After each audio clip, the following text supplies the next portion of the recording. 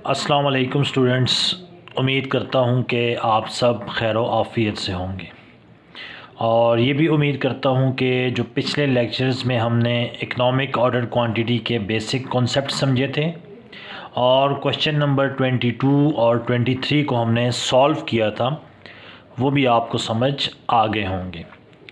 आज हमने question number 24 और क्वेश्चन नंबर 25 को सॉल्व करना है। तो सबसे पहले हम चलते हैं क्वेश्चन नंबर 24 की जानिब। और पिछले क्वेश्चंस में भी जब हमने सॉल्व किया था उनको, तो आपको मैंने बताया था कि आपके पास 3 चीज़ें होनी चाहिए क्वेश्चन को सॉल्व करने के लिए। Number 1,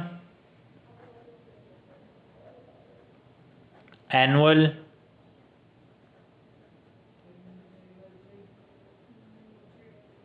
requirement. Number 2,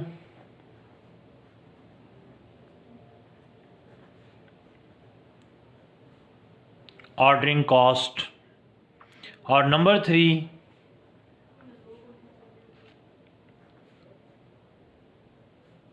carrying cost. आपको मैंने बताया था कि अगर ये 3 चीज़ें आपको मिल जाएं सवाल में से, तो आप सवाल को बहुत इजीली हल कर सकते हैं। तो अब हम सवाल पढ़ते हैं और उसमें से हम ये तीनों चीज़ें फाइंड आउट करते हैं। क्वेश्चन नंबर 24 है कि Misbah metal works uses a chemical for polishing the products. Following are the data available with respect to this chemical.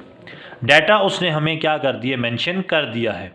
सबसे पहले एनुअल रिक्वायरमेंट कितनी है, 64,800 लीटर्स। तो हम यहाँ पर एनुअल रिक्वायरमेंट के सामने लिखेंगे 64,800 लीटर्स। सवाल में स्ट्रेट फॉरवर्ड हमें गिवन था। दूसरी चीज़ है cost to place an order. Order cost, एक ऑर्डर देने पर हमारी टोटल कितनी कॉस्ट आएगी, वो भी सवाल में गिवन है, ₹400 पर ऑर्डर। तो हम यहाँ पर लिख देंगे ₹400 पर order. Number 3, annual interest rate 10%। मैंने आपको कहा था कि जब भी इंटरेस्ट रेट गिवन हो, इसका मतलब ये है कि ये कैरिंग कॉस्ट के लिए गिवन है। और कैरिंग कॉस्ट हमेशा किस चीज़ पर लेते हैं, परचेज प्राइस पर यूनिट या कॉस्ट पर लीटर। तो हमारे पास कॉस्ट पर लीटर है 40 और परसेंटेज है 10%, तो ये आ जाएगा 4। लेकिन इस क्वेश्चन में उसने हमें annual storage cost, carrying cost अलग से भी एक दे दी है, जिसकी कीमत कितनी है, ₹5। तो हमने इस कैरिंग कॉस्ट को उस कैरिंग कॉस्ट में जमा कर देना है जो हमने कैलकुलेट की थी।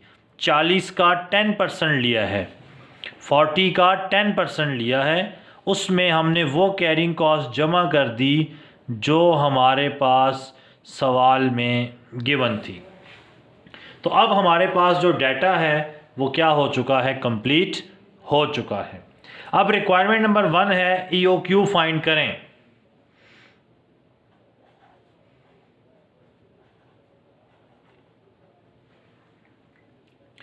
EOQ का फार्मूला आपको मैंने बताया था, 2 multiply by AR multiply by OC और डिवाइडेड बाय कैरिंग कॉस्ट। तो क्वेश्चन में एनुअल रिक्वायरमेंट है 64,800, ऑर्डरिंग कॉस्ट है आपके पास 400 और कैरिंग कॉस्ट है आपके पास 9। अगर हम कैलकुलेटर पर इसको सॉल्व करें, 64,800 मल्टीप्लाई बाय 2 मल्टीप्लाई बाय 400 और जो आंसर आया है उसको डिवाइड बाय 9 कर देंगे, तो ये हमारे पास आ जाएगा 5760 000 और इसका अगर हम अंडर रूट ले लें तो ये हमारे पास आ जाएगा 2400 लीटर्स। तो क्वेश्चन में हमारे पास एनुअल रिक्वायरमेंट डायरेक्टली गिवन थी, ऑर्डरिंग कॉस्ट हमारे पास डायरेक्ट गिवन थी, कैरिंग कॉस्ट एक तो हमने कॉस्ट पर लीटर का 10% ले लिया, प्लस हमारे पास स्टोरेज कॉस्ट गिवन है ₹5, उसको हमने उसमें ऐड कर दिया तो कैरिंग कॉस्ट निकल आया, फार्मूले में पुट किया, आंसर आपके पास। रिक्वायरमेंट नंबर 2 है हमारे पास number of orders. Number of, इसका फार्मूला आपको मैंने बताया था, एनुअल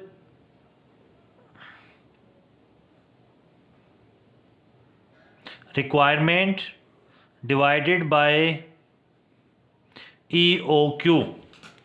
एनुअल रिक्वायरमेंट आपके पास क्वेश्चन में गिवन है 64,800 और EOQ आपके पास है 2400। तो कितने ऑर्डर्स बन गए हमारे पास? हम 64,800 को डिवाइड करवा देंगे 2400 पे, तो ये हमारे पास आ जाएंगे जी 27 ऑर्डर्स। रिक्वायरमेंट नंबर 3 हमारे पास है फ्रीक्वेंसी ऑफ ऑर्डर्स।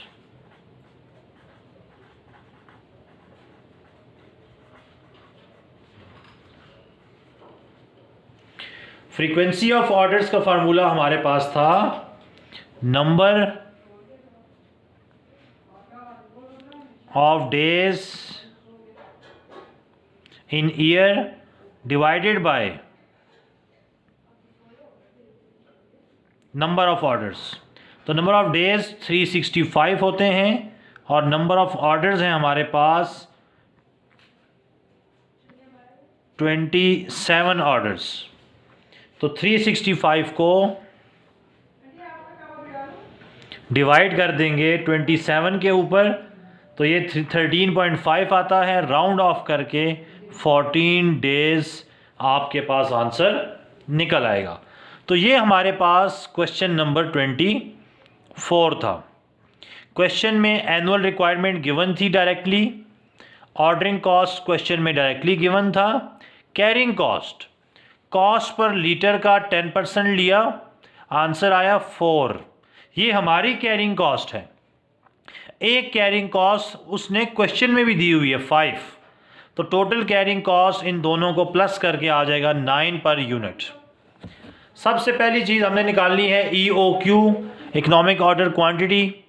फार्मूला है 2 multiply by AR multiply by OC divide by CC, carrying cost. Values put कर दी, आंसर आपके पास 2400। नंबर 2 नंबर ऑफ ऑर्डर्स, इसका फार्मूला है annual requirement divide by EOQ। Annual requirement है 64800, EOQ हमने calculate किया है 2400, तो आंसर आपके पास आ जाएगा 27 ऑर्डर्स। फिर है हमारे पास फ्रीक्वेंसी ऑफ ऑर्डर्स, इसका फार्मूला है number of days in year divided by number of orders. Number of days है हमारे पास 365 डिवाइड बाय 27, तो आंसर आपके पास आ जाएगा 14 डेज। तो ये उम्मीद करता हूँ कि आपको क्वेश्चन नंबर 24 समझ आ गया होगा। अब हम चलते हैं अपने नेक्स्ट क्वेश्चन की तरफ, जो है क्वेश्चन नंबर 25।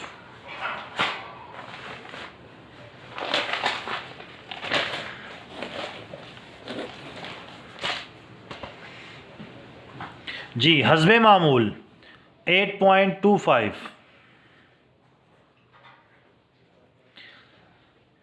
क्वेश्चन सॉल्व करने के लिए फिर हमारे पास 3 चीज़ें होनी चाहिए। नंबर 1 है एनुअल रिक्वायरमेंट, नंबर 2 है ऑर्डरिंग कॉस्ट, नंबर 3 है कैरिंग कॉस्ट। अगर ये 3 चीज़ें हमारे पास नज़र आ जाए सवाल में तो हमारा क्वेश्चन सॉल्व करना हमें इजी हो जाएगा। अब क्वेश्चन नंबर 25 को हम पढ़ते हैं और तीनों चीज़ें फाइंड आउट करते हैं कि हैं या नहीं। Hijazi herbal product estimates its requirement for a certain herb as 57,600 grams for the coming year। कह रहा है हिजाजी हर्बल प्रोडक्ट्स ने एस्टिमेट किया है requirement for the coming year, पूरे साल के लिए एनुअल रिक्वायरमेंट कितनी, 57,600 ग्राम्स। तो हम एनुअल रिक्वायरमेंट में लिख देंगे 57,600 grams. Average purchase price of the herb during the coming year is expected to be 50 per gram। अब ये परचेज प्राइस क्यों दी है उसने हमें, हमने पिछले 3 क्वेश्चन में भी डिटेल से पढ़ा था कि परचेज प्राइस का हमने परसेंटेज लेनी है, जो आंसर आएगा वो कैरिंग कॉस्ट होती है। तो परचेज प्राइस हम यहाँ लिख देते हैं 50। Annual storage cost for each gram is 2.25। इसका मतलब है इसने एक कैरिंग कॉस्ट भी दे दी है। It is the policy of the company to input 7.5%। इसका मतलब है कि अगर हम परचेज प्राइस का 7.5% ले लेंगे, परचेज प्राइस है हमारे पास 50, इसका 7.5% 3.75, तो हमारी कैरिंग कॉस्ट निकल आई है 3.75। कैसे, ये परचेज प्राइस है और ये उसकी परसेंटेज है, तो 50 का 7.5% लिया तो हमारे पास 3.75 आ गया। लेकिन एक कैरिंग कॉस्ट उसने भी क्वेश्चन में गिवन की है 2.25। कैरिंग कॉस्ट स्टोरेज कॉस्ट एक ही बात है, और अपनी कैरिंग कॉस्ट में हम उस वाली कैरिंग कॉस्ट प्लस कर देंगे तो ये हमारे पास टोटल कैरिंग कॉस्ट आ जाएगी। कैलकुलेटर पे हम लोग 3.75 प्लस 2.25 करेंगे तो ये आ जाएगा जी ₹6। और आखिर पर ordering cost is estimated to be ₹300 per order. Ordering cost कितना है, ₹300 पर ऑर्डर। अब पहली रिक्वायरमेंट क्या है हमारे पास, EOQ। EOQ का फार्मूला आपको मालूम है, मैं एक दफ़ा फिर लिख देता हूं, 2 multiply by AR multiply by OC और डिवाइडेड बाय CC। 2 को मल्टीप्लाई कराएंगे एनुअल रिक्वायरमेंट के साथ। एनुअल रिक्वायरमेंट कितनी है, 57600 मल्टीप्लाई बाय ऑर्डरिंग कॉस्ट 300 और डिवाइडेड बाय 6। कैलकुलेटर पे हम सॉल्व करेंगे इसको, ये हमारे पास आ जाएगा 2 मल्टीप्लाई बाय 57600 मल्टीप्लाई बाय 300 और डिवाइडेड बाय 6, तो ये हमारे पास 5760 और 000, इसका अंडर रूट लेंगे तो ये हमारे पास EOQ आ जाएगा 2400 ग्राम्स। तो हमारे पास क्वेश्चन में annual requirement straight forward given थी और ऑर्डरिंग कॉस्ट हमारे पास स्ट्रेट फॉरवर्ड गिवन है। कैरिंग कॉस्ट हमने निकाली है, परचेज प्राइस 50 है, उसका हमने लिया 7.5%, तो हमारी कैरिंग कॉस्ट निकल आई।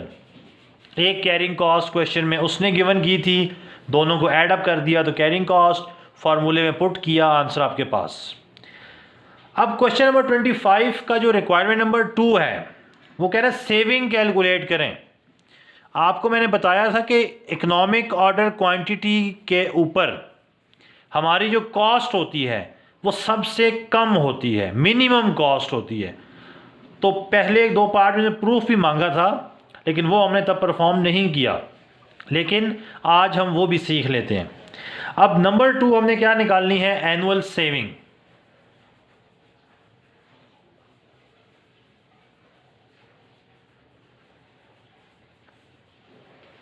एनुअल सेविंग कैलकुलेट करने के लिए आप एक टेबल बनाएंगे। टेबल में सबसे पहले आएगा एनुअल रिक्वायरमेंट। नंबर 2 है order size. Order size basically होता है कि एक तो हमारा इकोनॉमिक ऑर्डर क्वांटिटी जो हमने निकाला है, सेकेंडली वो क्वेश्चन में बताएगा कि वो लोग कितनी चीज़ें मंगवा रहे हैं। नंबर 3 है number of orders. Number of orders कैसे कैलकुलेट होते हैं, एनुअल रिक्वायरमेंट को डिवाइड करवा देंगे ऑर्डर साइज़ के ऊपर, तो ये आपके पास नंबर ऑफ़ ऑर्डर निकल आएगा। Annual requirement divided by order size, तो ये आपके पास नंबर ऑफ़ ऑर्डर्स आ जाएंगे। ठीक है, इसको हम ए लिखते हैं, ये बी है, ये सी है। ऑर्डरिंग कॉस्ट कैसे निकलेगा, C multiply by ordering cost. और average inventory order size divided by 2। और कैरिंग कॉस्ट कैसे निकलेगा, ये जो एवरेज इन्वेंट्री निकलेगी इसको कैरिंग कॉस्ट से आपने मल्टीप्लाई करवा देना है। एनुअल रिक्वायरमेंट क्वेश्चन में गिवन है, ऑर्डर साइज जो हमने EOQ निकाला है वो, और कंपनी कितना माल मंगवा रही है वो। नंबर ऑफ ऑर्डर्स, अगर हम एनुअल रिक्वायरमेंट को डिवाइड करवा दें ऑर्डर साइज के ऊपर तो नंबर ऑफ ऑर्डर निकल आएंगे। इसी तरह नंबर ऑफ ऑर्डर्स को अगर हम ऑर्डरिंग कॉस्ट से मल्टीप्लाई करवा देंगे तो हमारे पास ऑर्डरिंग कॉस्ट निकल आएगी टोटल।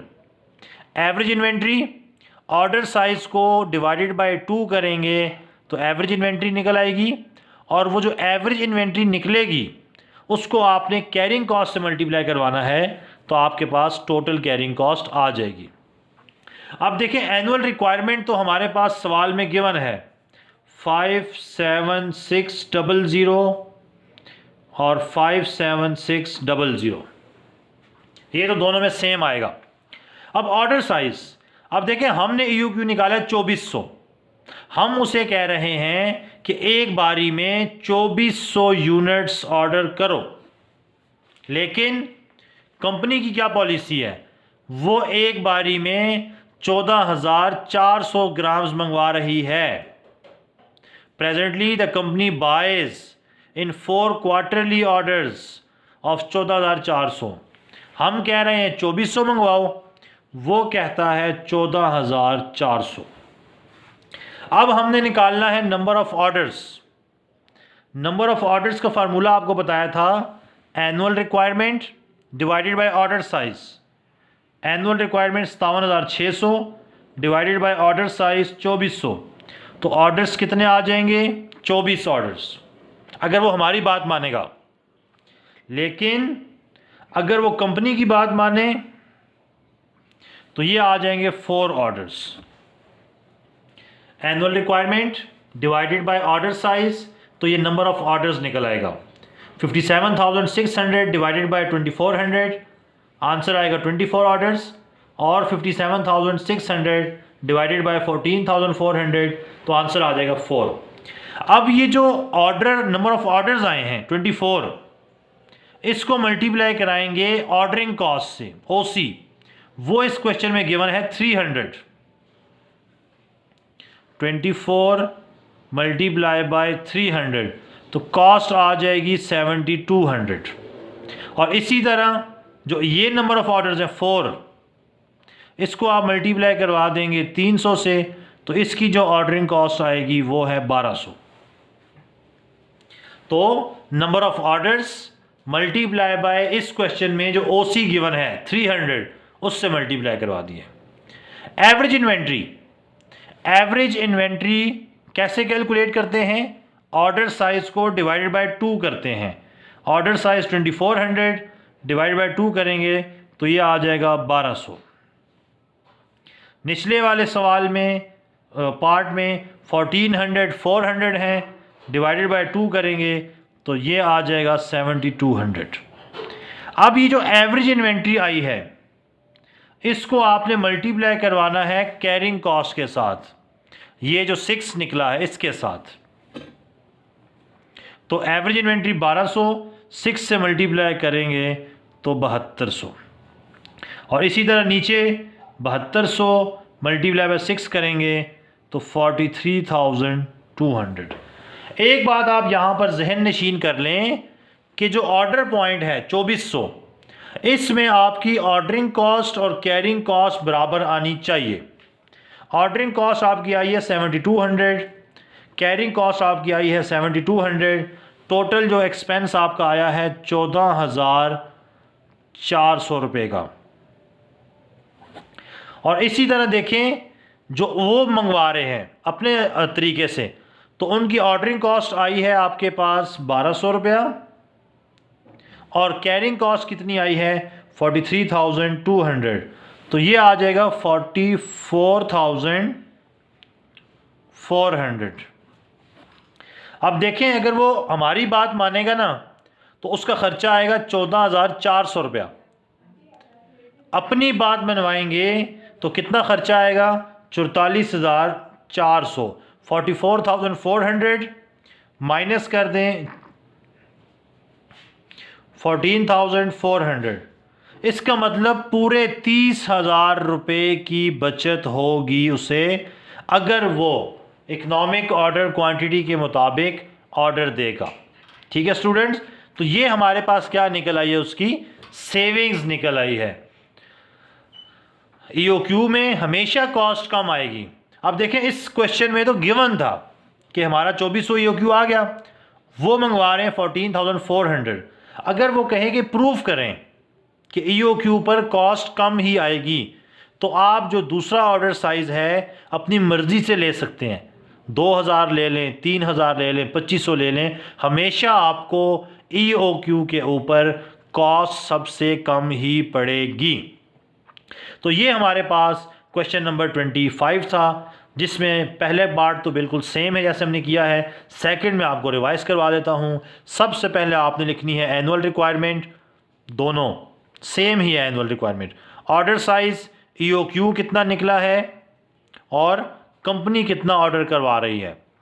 एनुअल रिक्वायरमेंट को ऑर्डर साइज पर डिवाइड करवा देंगे तो नंबर ऑफ ऑर्डर्स निकल आएगा 24। एनुअल रिक्वायरमेंट को ऑर्डर साइज पर डिवाइड करवा देंगे, नंबर ऑफ ऑर्डर्स निकल आएगा।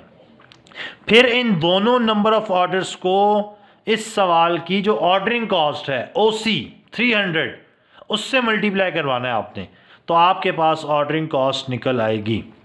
फिर बारी आती है एवरेज इन्वेंट्री की। एवरेज इन्वेंट्री कैसे कैलकुलेट करेंगे, order size divided by 2, 2400 divide by 2 1200, 14,400 divide by 2 7200। इस एवरेज इन्वेंट्री को आप कैरिंग कॉस्ट से मल्टीप्लाई करवाएं 6 से, तो कैरिंग कॉस्ट आपके पास आ जाएगा। इन दोनों को ऐड करके टोटल कॉस्ट निकाल लें और दोनों का जो डिफरेंस होगा वो आपकी सेविंग होगी। तो ये हमारे पास अब बहुत इंपॉर्टेंट क्वेश्चंस हैं, क्वेश्चन 25, 26, 27। 25 आपको मैंने आज करवा दिया है। अब 26 और 27 हमारे अगले लेक्चर में आप सीख सकते हैं। अगर आपको इन क्वेश्चन के रिलेटेड कोई भी क्यूरी है तो आप हमें अपने फीडबैक दे सकते हैं कमेंट्स में। इंशाल्लाह आपके प्रॉब्लम को जल्द सॉल्व कर लिया जाएगा। तो अब तक हमने ईओक्यू के कॉन्सेप्ट पढ़े हैं और हमने क्वेश्चन नंबर 22, 23, 24 और 25 को सॉल्व किया है। उम्मीद करता हूं कि आपको ये क्वेश्चन समझ आ गए होंगे और अगले क्वेश्चंस के लिए हमारी अगली वीडियो को देखिए। अगर आपको ये टॉपिक समझ आ गए हैं तो लाजमी इस चैनल को सब्सक्राइब कीजिए और इस वीडियोस को लाइक और शेयर भी कीजिए ताकि आपके फ्रेंड्स भी इससे ज़्यादा से ज़्यादा फ़ायदा उठा सकें। अल्लाह हाफ़िज़।